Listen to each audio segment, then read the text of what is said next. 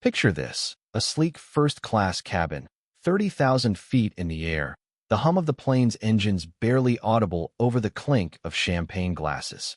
Sarah Mitchell, a sharp, no-nonsense black woman who runs Horizon Air, steps aboard, her leather bag slung over her shoulder, ready to prep for a make-or-break meeting in Chicago.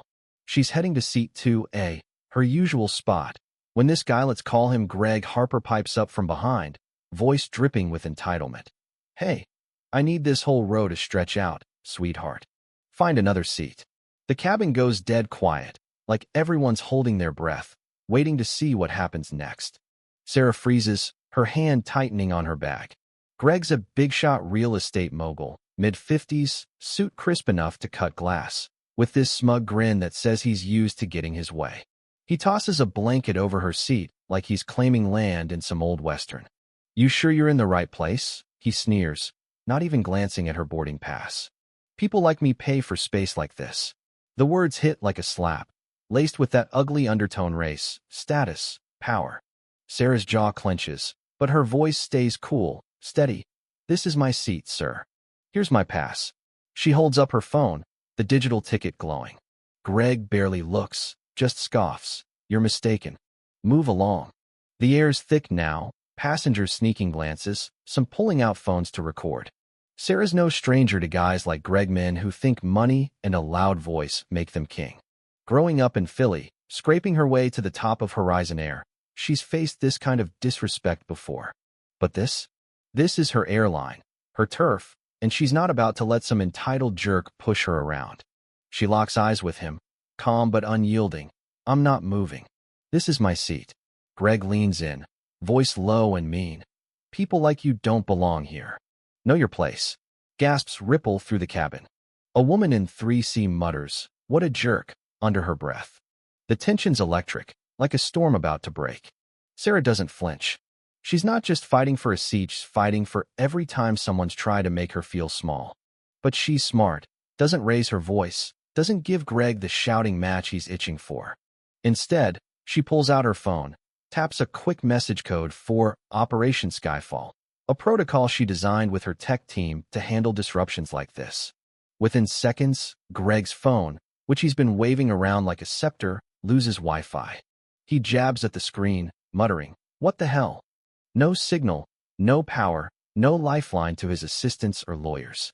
For a guy like Greg, who's built his empire on calls and connections, it's like being stranded on a desert island. The cabin's watching now, riveted. A flight attendant, Lisa, steps in, voice polite but firm. "Sir, please return to your assigned seat." Greg snaps.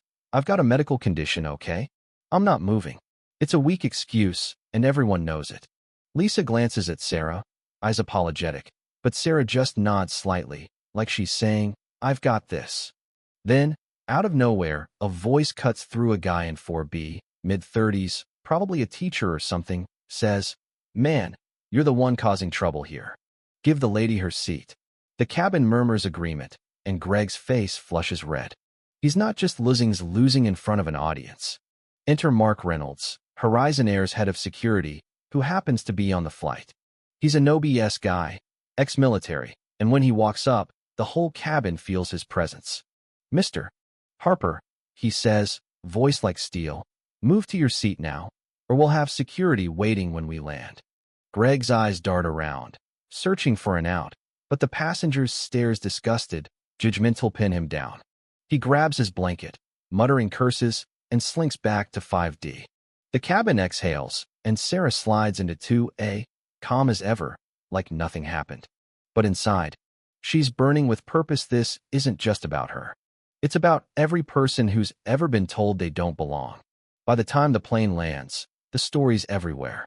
Clips of Greg's tantrum hit X, racking up millions of views with hashtags like Respect Sarah and Horizon Justice.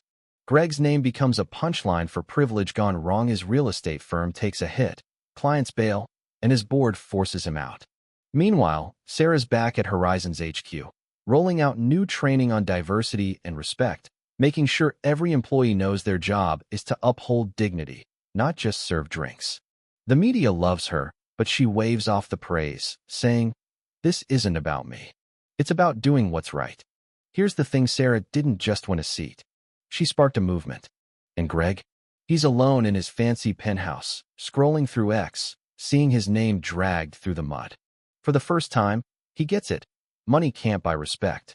But here's where it gets messy. Some folks online say Sarah should have just let it go, moved to another seat to avoid the drama. Others say she's a hero for standing her ground.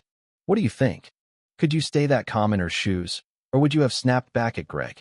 Drop your thoughts in the comments, and if this story hit you, share it. Let's keep this conversation going. Subscribe for more stories about real people standing up for what's right. Thanks for listening.